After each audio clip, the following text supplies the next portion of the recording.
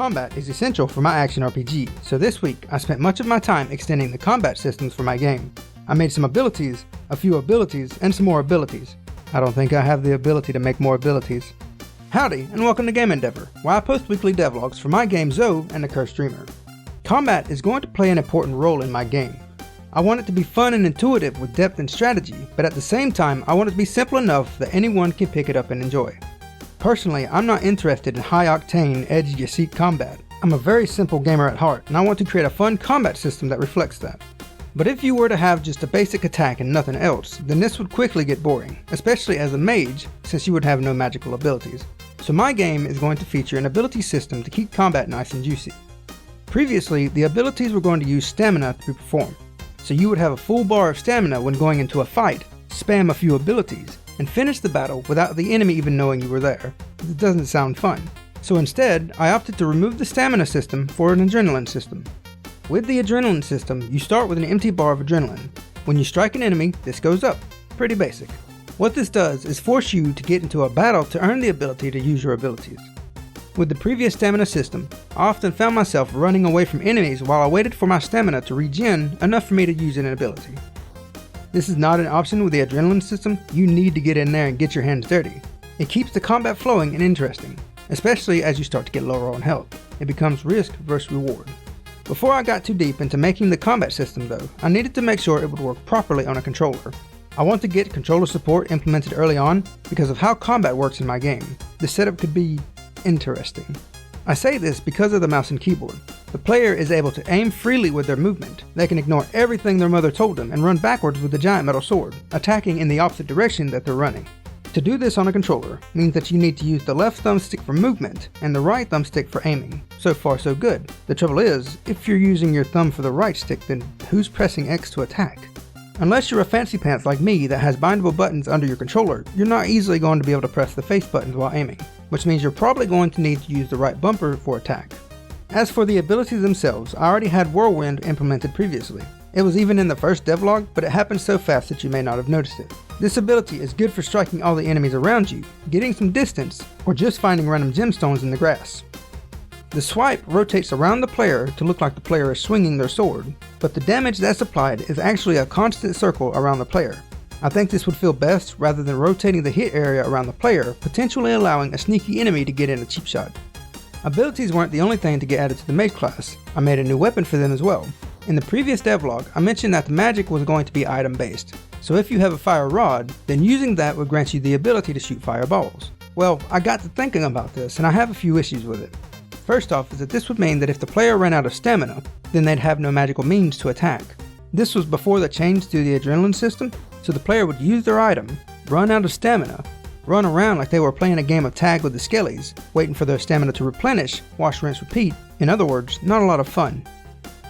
This would also discourage you from using different spells since you would need to change your selected item to do so. During a more exciting fight, you would probably prefer to keep using the same spell rather than faffing about with your hotbar. So instead, I'm going to make magical spells an ability that the player can unlock and assign to their ability buttons, allowing them to quickly cast spells without needing to change their weapon, and also freeing up more space on their hotbar for more important things. The nice thing about this is that you can hold a weapon in your hand while casting these abilities. For example, if you wanted to dual class as a battle mage. Or you could use the mage's newly added weapon. The wand shoots a short range spark that costs nothing to attack, allowing you to use this in between casting your proper spells. And with the adrenaline system, it'll be what charges your spells. On its own, this doesn't sound very magical, it's just a short range bow. However, once the character stats are implemented, the wand could provide buffs such as to boost your magical damage or adrenaline generation, allowing you to cast more spells. And wands can be expanded upon to include magical elements such as Ember Wand that may set enemies on fire. Any key's description of such an item was very charming, remarking that it is warm and smells of cinnamon. He has offered up many amazing ideas for this game already, and I couldn't be more thankful for the assistance. I also added in a new lightning ability for the player, which we created during a stream. This ability seeks out the nearest enemy and creates a bolt of lightning from the caster to them. The lightning ability will have a high cost to perform but will output a lot of damage. We then expanded upon this idea to create a chain lightning spell that hits multiple targets. This uses the same logic as the lightning ability, only modified so that once it hits the target, it will jump to another target and continue this for a defined number of times. This creates a linear chain of lightning, which is good enough in a pinch, but doesn't branch out like you might expect lightning to do. So instead of jumping from one target to the next, I'm going to be using a minimum spanning tree to get efficient paths to potential targets and generate bolts of lightning between them using that. Aside from the mage, another class that really interests me is the rogue, not just because I enjoyed playing them in RPGs, but because there's a lot of fun things you can do with bows and arrows.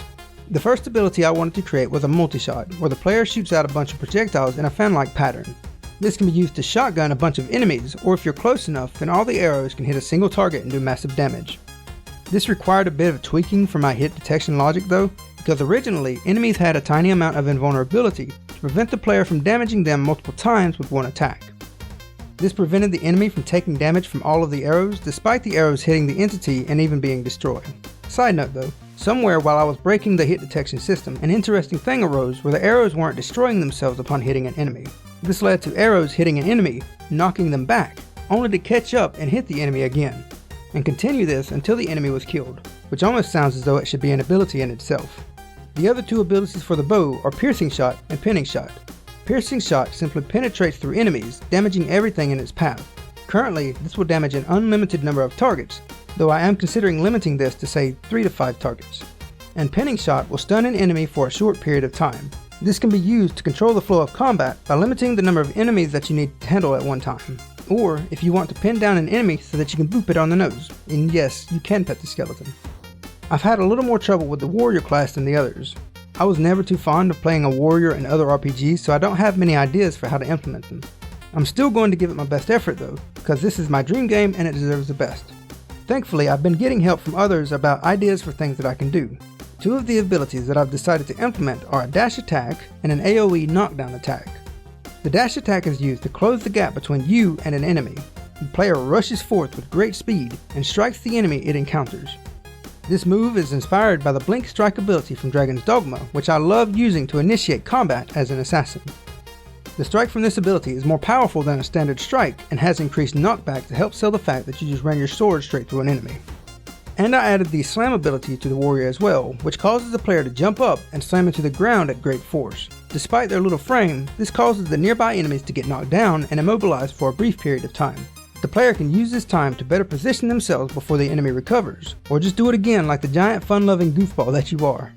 With these new abilities added, it's time to move on to greater things, such as combat refinement, getting started on the town, or perhaps even the base building mechanic that y'all seemed excited for in the previous devlog. It was mentioned a lot in our Discord after that video and in the comments, so I'll be adding it to the game.